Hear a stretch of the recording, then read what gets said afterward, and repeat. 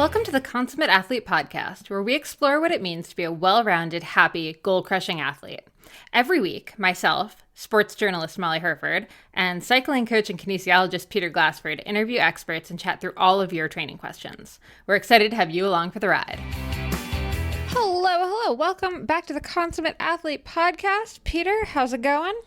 It's going very well. We had a fantastic week down in Bentonville, so we have some notes about that, and then a few questions today, but I am doing well. And yourself, Molly, how are you doing today?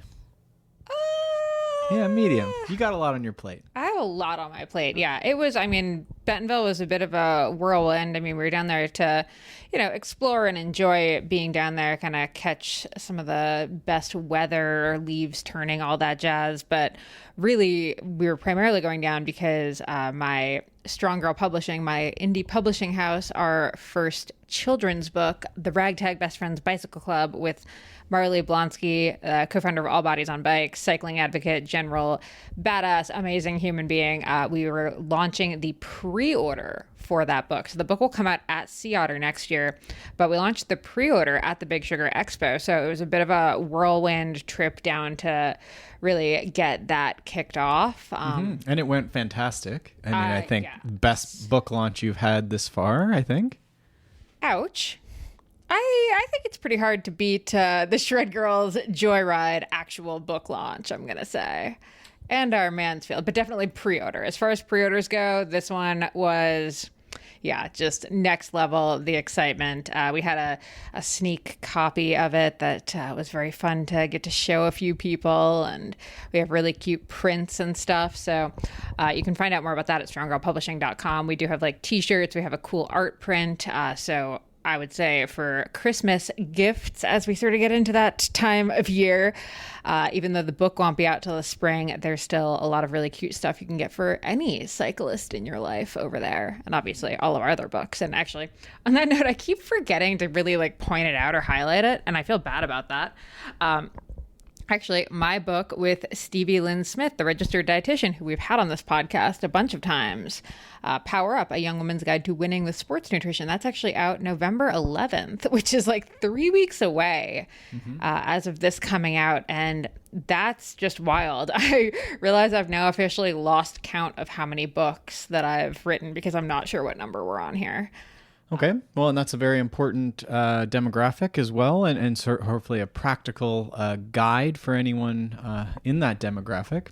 Yeah, I think, whether you have daughters, nieces, if you're a coach for young women, which I know a lot of our listeners are, whether that's team sports, endurance sports, any of that, this is a really valuable resource, I think, to have. I'm hoping a lot of coaches actually pick it up and read it, because I know how little coaches are taught about sports nutrition for young women in particular, because there's a lot of nuance that you need to be thinking about for fueling that demographic appropriately. So sure. Again, stronggirlpublishing.com. We'll include some links in the show notes. For you, what was sort of your highlight of Bentonville? It's hard to say. I got a preview of the They're going to launch the Bentonville's self-proclaimed. What are they self-proclaimed? Mountain bike capital of the world or something. But they do have a lot of mountain bike trails. They are obviously investing heavily in cycling generally.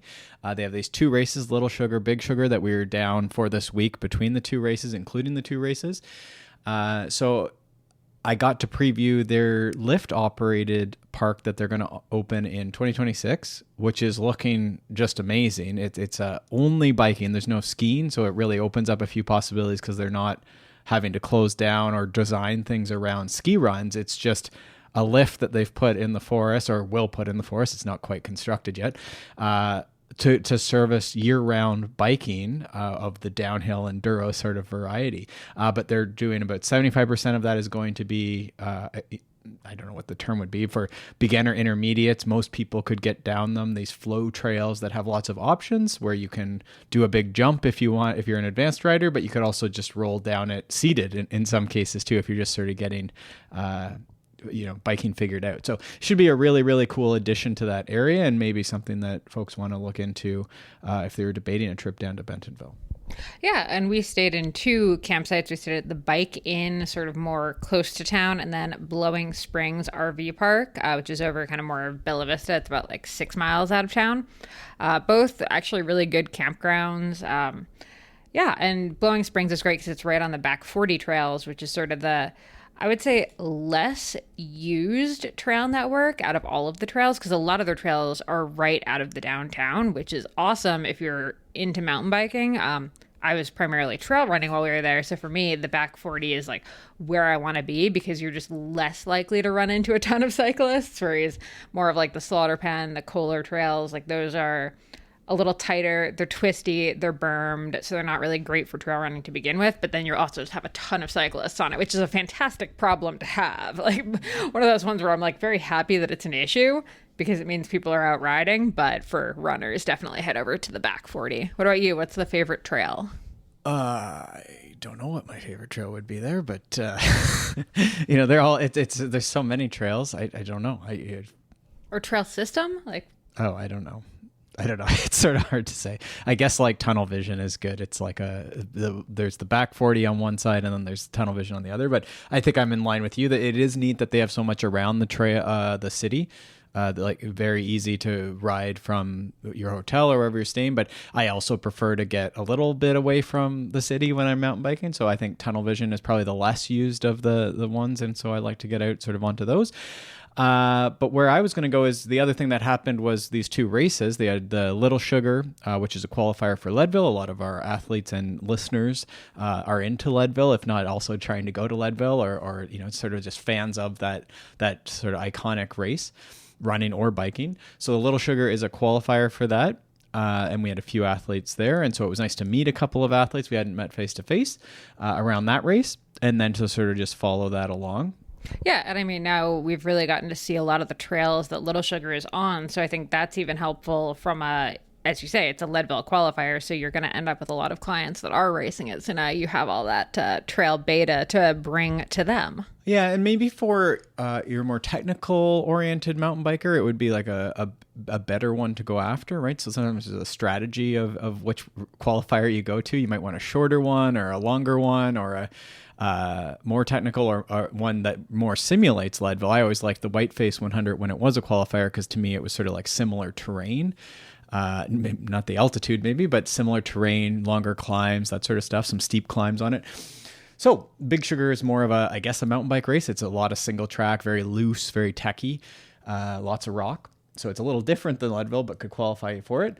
And then the Big Sugar, the gravel race this past weekend, it was supposed to be 100 miles on the Saturday, and then it actually got shortened because of this big weather system that came by, and it affected a lot of states. I saw they were really worried about tornadoes, and I saw some tornadoes that did touch down south of Bentonville in Little Rock. Okay, yeah, and I mean, it certainly affected us. We actually basically drove under the storm for 18 hours. Well, we decided, rather than sort of hanging out, we sort of waited for the end of the race there, and we had a couple friends doing it as well as athletes. So we sort of waited for the results of that, and then with it just looking like a really bad storm, we decided to sort of start the drive home on Saturday. But then, we ended up driving mostly through the storm the whole way, which I guess you could sit around and wait for it in place or drive home. So we decided to drive home. I think what's funny, though, is actually on our site, consummateathlete.com, last week, I had republished a story about how to control for uncontrollables in your racing. And I think this is probably the best example of that. So maybe you can kind of talk us through, you had some athletes, and actually, did you have any athletes in Big Sugar this year? Yep. Yeah. Okay. So you had athletes in it. So how were you talking to them or thinking about, okay, we know the day before the race, they had announced that there were several contingencies. It was either like worst case, race was going to get canceled. Second worst case, the whole course, like everyone was going to have a shortened course. And then the one that they put out on Friday was that you had the option of just dropping down and choosing the lower category. So going from the 100 to the 50 or the 50 to the 25, you could just start at that time. There was no need to like change your thing.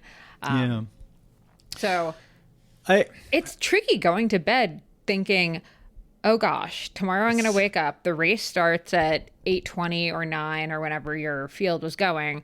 So in 12 hours, I'm either racing 50 miles or racing 100 miles. That is a world of difference, both in like, I think especially in mental preparation, but also in your fueling choices, in potentially your tire choice, like a lot of things that you're reconsidering. Yeah, and I mean, tire change could happen because of weather that's then causing the change in the distance. And then, yeah, certainly what would it be for most people would be, say, 3 hours. The wind time was 2 hours and a bit for 50 miles, which is super fast. But the course is always really fast. The wind time for the 100 miler was usually, I think, 4.5 or something close to that. So how do you think about that? Because it is very common now, it seems like this year alone, we've been at 3 races that have been affected by weather. I mean, the one went as planned, but was very cold. The one we did in, what was that? Highlands Gravel? What was that one called down in Atlanta? I'm blanking. Sounds right, but go back to our episode back in like late February, episode about gravel in Atlanta. Well, it was great, and then Texas, we got snow. It got shortened during the race, so the nice thing there is everyone thought we were racing, or no, sorry, it got shortened a bit before the race, and then it actually got shortened again during. We just went across the finish line midway through the race because that was the way the course went, and they just said stop, and so that was the result. Which was sort of shocking. I've never really had that happen. In some ways, that's almost, I mean, that was sleeting snow. That was ridiculous weather. In some ways, that almost is easier than this situation where you found out like 90 minutes before that the race was going to be half the duration that it was. Because at least in Turkey, your brain just wasn't even thinking about it. You didn't have that really on your mind going to bed. But either way, and then actually for Canadian Running Magazine last summer, I wrote an article called "Has Climate Change Killed the Long Run?" talking about both just like training and how now it's like a lot hotter for a lot of the summer, you know, droughts, fires, air quality, all that kind of stuff. Mid-South was canceled because of wildfires the week before Turkey, Texas, actually. So just lots of things that can impact your race that you can't necessarily control for. So how do we think about this? Yeah, I think as the athlete, I mean, that stuff's really overwhelming. So the primary thing is when you start listing that, like I can feel my chest coming up and it's like the world is ending and, you know, whatever. You could go all down your doom scrolling, but I think it's as an athlete, you need to compartmentalize just for today. Not saying that stuff isn't important and it perhaps isn't more important, but you're there and that's these 2 days, like give yourself that. And then the step 2 is the control of controllables, which is similar to anything, whether it's just like, oh, will it rain and will it be muddy or like, will it be cold? Which we've always had to deal with. I always joke every time we go to Quebec, it rains horribly overnight and you don't know it's going to be. Not joking. Am I joking, not joking. It used to be, you know, would we run for 3 hours or will we get to bike today because the surface actually allows you to pedal or will your tires lock up and you drag your bike around the course for 3 hours, right? That used to be the situation. It's not like weather is a new thing. I think some of the ways we're responding to it and the types of weather, obviously wildfire wasn't as much of a thing 20 years ago in most parts of the world, I guess. So yeah, we have to sort of say, okay, well, what can we control? Well, we have our tires, we have our couple strategies for the different scenarios. We knew it was going to be either the 50 mile or the 100 mile for this one. And then I think this is in training where I think the people who are the long diesels, and it takes me 7 hours to get warmed up. That's probably something that could be addressed in training where it is like a quality and a lot of our philosophy is around this. Like we're good at racing. A lot of our rides are 90 to 3 hours. We're used to tactics. We do some sort of group riding. We do a bunch of short races, whatever short means relative to your long races. But I think for a 100 miler, there should be lots of 50K to 50 mile races, if not, you know, whatever an event looks like that's like that. So I think that person, that athlete, that animal should be able to adapt to that environment where, yeah, now we're racing for 3 hours and I understand how to do this. And I think for most masters who are more in the finishing, the qualifying type thing, not the elite racing, I don't know that a 3 hour versus the 6 to 7 hour, ultimately the result's going to be a huge difference. If the person is able to adapt to that. Like you obviously have to push a bit harder, work a bit harder, be positioned better, be more in a group when it's shorter like that. But I don't think that it's as big a deal, but I would say the primary things are just getting out of the mindset of, A, the world is ending, perhaps, but like compartmentalize it for two days here, and then be ready with your game plan for those different scenarios. Because again, they're ultimately a gravel race that lasts for hours. It's not a ton different. So that would be my primary stuff. That's how we look at it, I guess. Fair enough. Yeah. Anything else that you spotted in Bentonville? I know you got to talk to Vittoria Tire's president. He was also at the People for Bikes Shift conference that I checked out. I would say Shift was actually really interesting, just because they were talking about the number, while everyone listening to this who's in the bike industry or tangential to the bike industry knows the bike industry itself is not doing great right now. But the good news is that the number of riders in the U.S. is actually going up. And I do say U.S. specifically, People for Bikes. Peter was wondering if they had a Canadian component. They do not. They're just U.S. talking about cycling in America. Mm-hmm, mm-hmm. Yeah, and it's interesting. I mean, you also have this data point where, like, the bike park I mentioned earlier, they're putting it into Bentonville.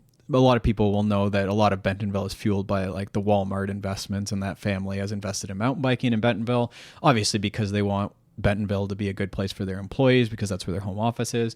So a lot of the criticisms, and we've cast this criticism, is that, like, you can't really replicate this because you don't have this Walmart donation, this grant, this fund. The Walton Fund, I believe it's called, supporting it, and that's true to some degree. I think there are things that you can take from their model. I think you don't want to completely ignore it.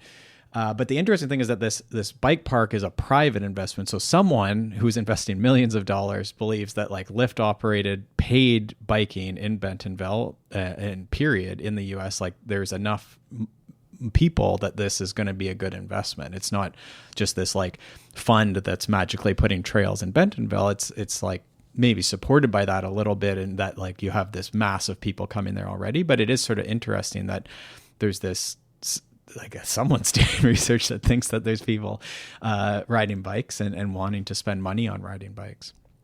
Here's hoping. But yes, you mentioned Vittoria. They sort of had, I guess, from the world ending perspective, they're trying to make tires out of just raw rubber, basically. So they won't be black, they'll be white, 92% recycled, I guess. So that was sort of interesting to hear about that. And then I guess that they're also trying to make this, like, range of, what do you call this, like, terrain score happen. So I don't know if that's going to happen, but it's an interesting concept where you sort of have this rating from 0 to 100 based on, is it like a hard pack, almost paved trail? That would be a 0. 50 is probably what most people run, the middle of the road, like, all arounder tire. And then approaching 100 would be like a mud, almost towards like a mountain biking scenario maybe. So interesting. You might see this T-score on their tires, and then perhaps other companies will start trying to do something similar or even adapt this. So that was sort of a thing that caught my eye as well. Cool. Okay, well, let's maybe get into some of our questions. Oh, before we do, a quick shout out to our sponsor over at Payable Apps, because I was at the expo and we were doing some book sales and everything, and we don't do a lot of in-person sales, so I don't really need to have, like, I don't like the idea of having to carry around like a Square card reader, blah, blah, blah. That's a pain in the butt.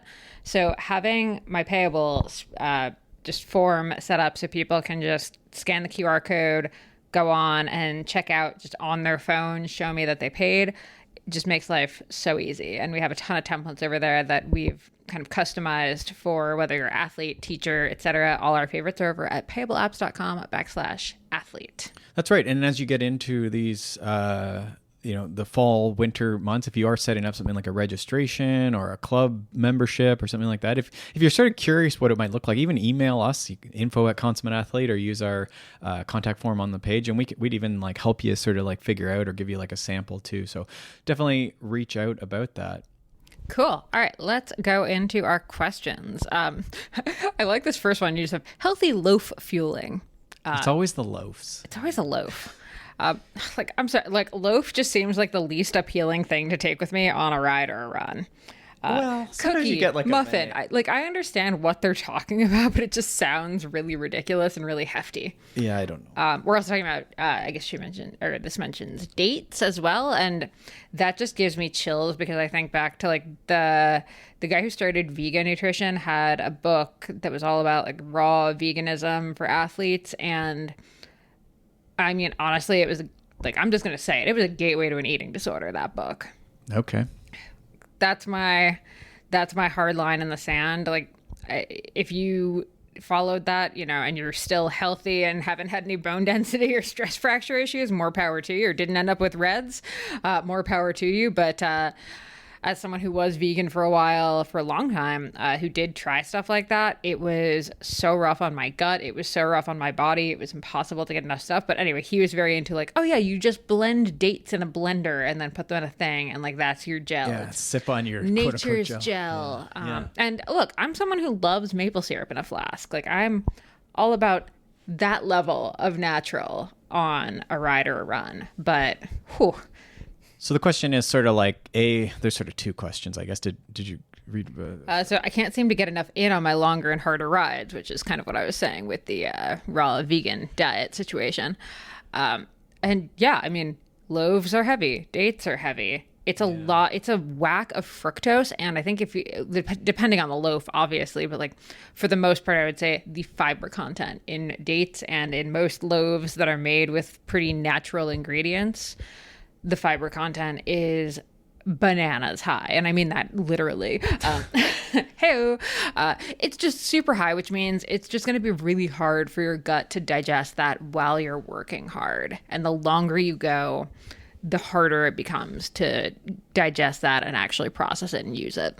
Yeah. This question doesn't get asked enough, I don't think. Sometimes this gets like hidden. Like you say, it sort of gets, what's the word? Is insipid a word? Is that the word I'm looking for? I don't know. I don't think that's the word you're looking for, well, but that's a word. It's a word. So a lot of times you'll have people will fuel naturally, and they might even be quick people, but the issue is definitely that it's hard to eat a lot of dates, or what are those bars with I actually like Fig Newtons would be like another thing. Anything homemade, it's okay if you just ride for an hour. Or what, the baby food packages would be another one that is more of a prepackaged like Whole Foods. And we do like the Whole Foods thing. I love to bring a piece of fruit or something like that. But when we start doing anything that's looking longer than an hour or a little more extreme, and sometimes you need to like zoom out and like ask your family like what an extreme like the stuff I'm doing, is it extreme? Like I was telling someone, I was like, oh yeah, I just rode the Big Sugar course on Monday. Because they asked, did you get a lot of riding? I was like, oh, not that much. I was riding the Big Sugar course on Monday, like the 100-mile course. And then I sort of caught myself and was like, yeah, I guess I have been getting a lot of riding in this week. So sometimes I forget that this is a lot of stuff. And so you do need to fuel. And so in my past, I've also been restrictive. Like I think anytime you have a diet or like a thing attached to your eating, it's not wrong. You're welcome to be vegan or vegetarian or paleo or whatever you are. But when you have those labels, I think you need to be very careful and probably check in with a nutritionist, someone like Steve, who we mentioned in the intro there, to make sure that that the diet stuff isn't affecting the extreme stuff you're doing in exercise. Like you can be one or the other, but it's hard to be both without being very, very on top of things. And I think when there's any of this dietary restriction, whether that's purposeful weight loss or just like something you believe in environmentally or for health, whether it's, you need to be on it or you choose to be on it, that's where we would need to be careful and probably get an RD. And I have tried to be more insistent on that with people, like anyone who's tracking calories or anyone who's saying I'm vegan or anything like that. It's not a judgment. You should get an objective opinion, a second voice on that, so that you're doing it in the correct way, because it is finicky to fuel when you have these things. That's what Molly's saying, is that like when you eliminate whole food groups, you just are eating less. Yeah, exactly. So when we had Celine Yeager talks about menopause, very good voice on this. I asked her explicitly, if someone were in this group of menopausal, premenopausal women, is there a reason that they should be really restricting their calories and sticking to whole foods and not fueling their endurance training? And she said, no. We all agreed that they're still humans. They're still trying to do these things. So even if there's a weight loss thing, again, we might consult with a nutritionist, an RD, but you should still fuel if you're someone who's at something like Unbound. And it doesn't really, the rules don't change. You still have the same, like a gut, and you might have some issues digesting things, and you have to work on that, but still deserve fuel. You don't have to exist on dates. Yeah. I could not agree more. So what we would do then is look at, for some things, the dates, whatever, the 1 hour ride, but then when you have higher intensity, we would try and use some mix. Maybe we have to try a couple different mixes or textures. Maybe it's a gel versus a mix. Most people we really like Tailwind, but your results may vary. So you try that, and then was trying to figure out the amount that your gut can handle. And we do try and get to at least that 40, 50 grams for those people who are riding 1-2 hours for the most part, and then perhaps a bit more as we go longer. And that was the second part to this, was sort of, I'm using like a maltodextrin mix that I'm making at home, and I wasn't able to get much more than 40. And that could be okay if you're just riding 1 or 2 hours. If we start going longer or finding that we're bonking or running out of energy, then that would be where we want to push more. And that would be where that straight maltodextrin can be troubling, because it's just the one type of sugar. So that might be where you do need to add something like the dextrose or the fructose or some other mix, or just get sometimes for the prepackaged mix, it's like Tailwind works pretty well. Where they would have those two fuel sources. So that would be the other thing to try, is just like, if you've been homemaking too much, try some of the prepackaged stuff, at least for a while, and see if you do better with that as well. Because sometimes we screw stuff up when we're at home, and it's hard to get it in, right? Yeah, for sure.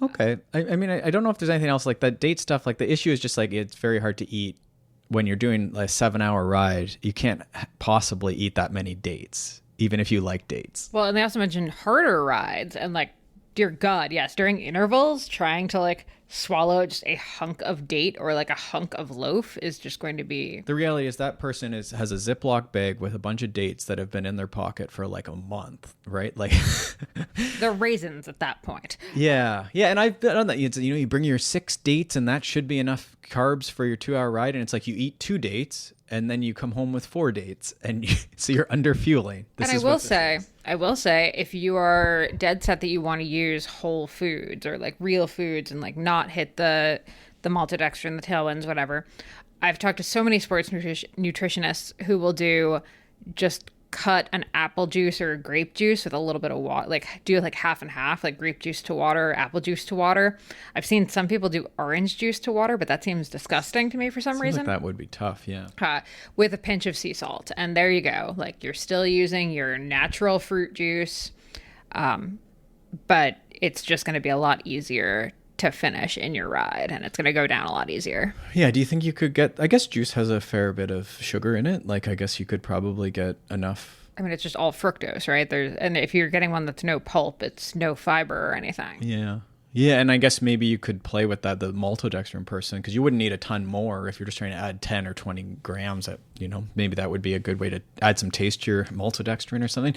I don't know. It seems like a lot of work to me, but yeah, it's not my favorite, but I do see it actually recommended. I know with True Sport, USADA's Youth Sport Arm, they actually do recommend that for kids, just because it avoids kind of building that early reliance on sports drinks and powders and gels and stuff, and kind of keeps the food first going without being, just really hard on the gut. So if you're dead set that you're... Well, and most kids, again, are going to be under that hour. I think it's rare, probably kids shouldn't be doing a lot more. I don't know what kids are. We'd have to define that a bit more here. But most kids' sports are under an hour, so they don't really need anything.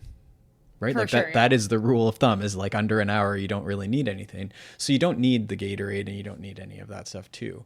But if it does go longer, or there's multiple sports in the day, then you might want to add something. Molly's right, that like maybe there's a bar or a loaf or a banana, and then there's maybe a bit of fruit juice. And I'm sure you could meet that type of demand naturally, if you will. Yeah. Okay, perfect. On to the next.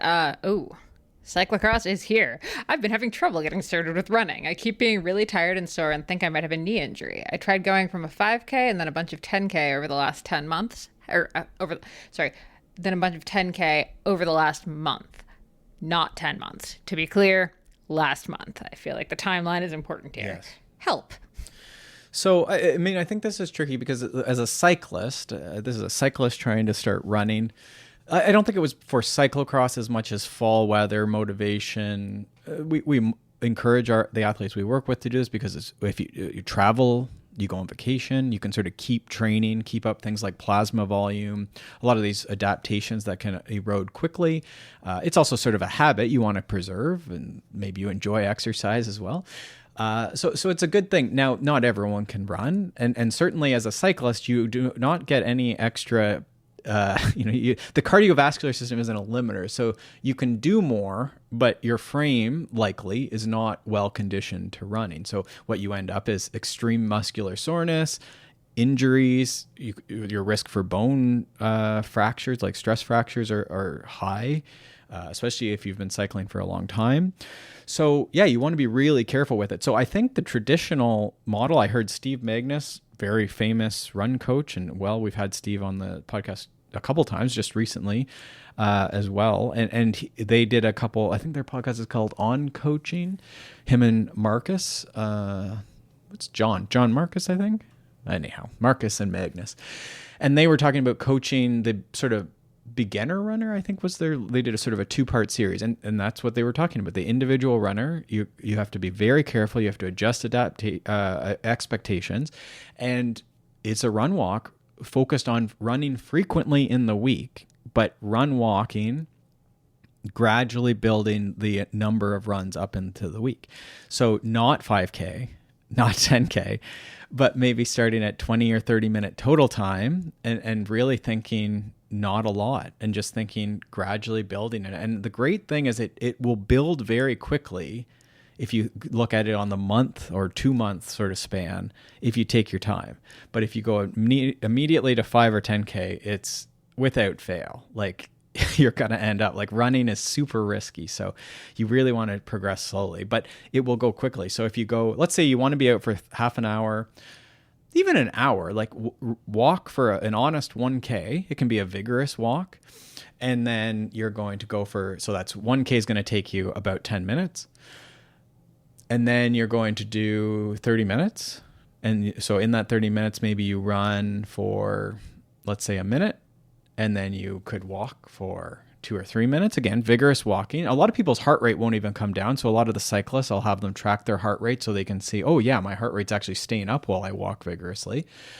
And then they run again for a minute. So we alternate that back and forth. So what did we say? Like, what are we doing? 3 minutes? 3 minutes off? Yeah. Okay, so that's a bit of 28. So 7 or 8 times, about 30 minutes. And then walk again for 1 or 2Ks to finish. And this is getting you time on feet, steps. This is still load on your body, especially for a cycling body that's not used to walking or running. And then we just progress that. So however you want to do it, but just try and gradually add the amount of time. So you could run for a little longer, or I would generally reduce the amount of recovery so that you're not walking quite so much. And then, once you get comfortable and you're getting close to that 30 minutes of running, you're probably approaching something like a 4 or 5K. Then you sort of get to that, like, okay, what do we do at that point? Do we add a little bit of distance to that, or do we extend the 30-minute run period? But I really like to try and limit that run or run walk period to about half an hour and just really keep it in there and try and build that person up where they can get close to that 5K run in say 30, 35, maybe 40 minutes, depending on the speed and their ability running. Everyone's different and sort of that built-in like capacity for running. You could certainly change up and should change up the surfaces. So to make it a little interesting, this could be a bit more of a hike, especially for the mountain bikers, a bit more variable terrain where you feel like you're hiking quickly. So again, the cardio system we're not really worried about, especially with a cyclist, but it's that impacts that we're very, very concerned with. So trying to mix it up, time on grass, time on gravel, not just pavement on the left-hand side of the road, but mixing up where you are. Some steps in there is fine. The running can be wherever you really want it to be. But that would be where we would start for sure. And that's what we do. Now, this person has an injury. I don't know if we need to go into that, but I think just bringing that back probably will be enough. Perfect. Okay. And then our last question is, on my first few rides indoors this year, I've had a ton of trouble finishing the workouts. I've used the same settings as last year, but I'm finding it really hard to hit the numbers it's telling me to do. Yeah. So, I mean, the depressing thing could be that their threshold might be lower.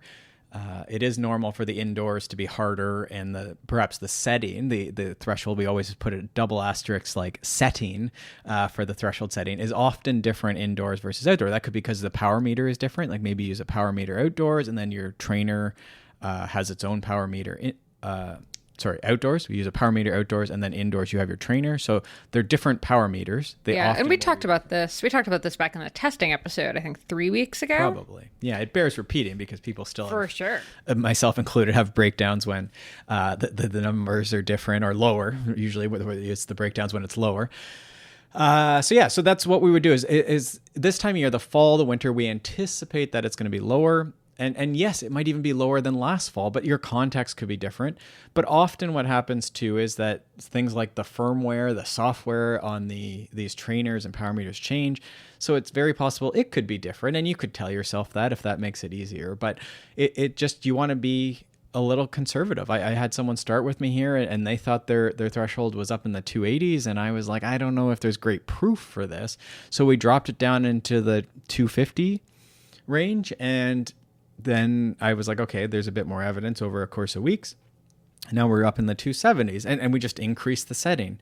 It's just a setting. We can backdate all the information that would be affected by that. Things like TSS are affected by what the threshold setting is. But again, these are just numbers on a screen. Like you've still done the work. Yeah. So. Yeah, and then so those are the settings. So I would just drop it down and like finish your workouts, make sure that it's that. Now, the other thing would be, again, if we take this as truth, again, similar to our HRV question, I think the last episode we did or 2 episodes ago, let's assume that the data is valid. And yes, your threshold is lower. This isn't wrong this time of year. You probably don't have a race for a long time, so it's okay. This is not a static metric that you've achieved for your lifetime. It will and should adjust. So we can decrease it, but you also want to be careful if you're feeling a little tired or you've like gone right into like a threshold, really focused threshold, hard on the limit, VO2 max, sufferfest type thing. You might not be ready for that if this year you've been racing cross or just came off of the big sugar week and you're going right into indoor training and hitting these intervals, which often people go indoors and suddenly they're just slamming out the hardest intervals of their year. Fall is probably not the time for that. We want to just get back into the motions, start easy. So perhaps this year you're a different athlete because you've raced more or you're more fatigued, you've trained more. And so we want to be careful that you're not also asking more mentally or physically than your body can take. So this person might also just need to take like a week or 2 off if they haven't checked those boxes. And a reminder that the week or 2 off should be not injured, not sick weeks off. So if you can't answer the last time you did that, took a day or a week or 2 off where you were healthy, maybe take another week off and just walk, right? Like maybe this is the time you walk and even try that little bit of run walking, but maybe take a couple of days of just walking to just ease into it and stay off the bike if the weather's forced you indoors, maybe a little earlier or something too. But I do see that where people jump right into like an intense program that I probably wouldn't do, period, but maybe intense, a May, June type intensity that I would expect, where it's now October. And it's, you're 6 months from anything. Right. So all that to say, keep calm and carry on. Well, carry on carefully. Yeah. But lower it down. Just, again, try and think of it as a setting and just that'll let you see progress. Like, again, this other athlete where it's like, yeah, we'll just bump it up a little bit and bump it up a little bit. And what a great feeling to bump it up and to increase to the top of the zone versus always like suffering to get the bottom of a zone or wherever that's picked the average. And maybe that's the final note too, is to remember a lot of these softwares will pick an average of a zone. And so some of these workouts, depending on how they're designed, I like to design mine with massive ranges, big zones so the athlete has a lot of room to work. You might be trying to hit the average of a big zone, but there's no reason you couldn't use the bottom of the zone So if you're trying to hit 252, maybe just drop it down to 230 and it'll be fine and still in the zone and within the tolerable limit, right? That's why we have zones or ranges. Love it. All right. Keep the questions coming. We do have an anonymous form, or you can just hit us up at Consummate Athlete. And final note, if you are in the GTA area, we are going to be out at Christie Cross in Toronto this Sunday. Very excited. I'm going to have a Shred Girls zone. So they actually have a free kids race in the afternoon. Definitely check it out, christiecross.ca. If you are a woman racer, you can also use our code SHREDGIRLS and get 50% off race registration. Yeah, I'm just super stoked. I'm hoping that there are a lot of new riders out. I'm hoping there's I really want to see a lot of girls in the kids race. And I'm hoping a lot of girls come and make some friendship bracelets with me, have some snacks, talk about books. And we're going to kind of sneak launch a new Shred Girls book club thing at the same time. So yeah, come see us on Sunday. All right, with that, happy training, and we will catch you next week. Thanks so much for tuning in to the Consummate Athlete Podcast. If you want to hear more training, racing, and endurance sport advice, make sure you subscribe to the podcast and leave us a rating and review. You can also subscribe to our newsletter at consummateathlete.com for a weekly dose of inspiration and advice straight to your inbox.